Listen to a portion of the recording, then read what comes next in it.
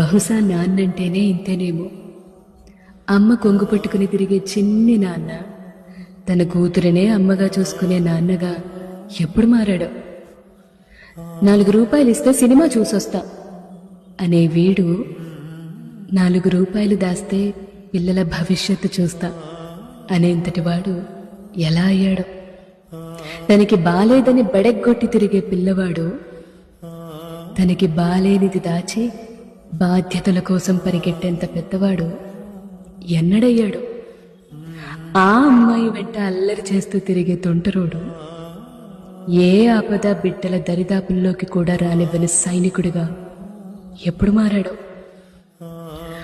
గొంతు చించుకొని కొనిస్తావా కొనివ్వా అని పేచి పెట్టే చంటివాడు కడుపు కట్టుకుని పిల్లల కోసం రాజీ పడే ఇంటివాడు ఎలా అయ్యాడో. బహుశా నాన్నంటేనే ఇంతేనేమో.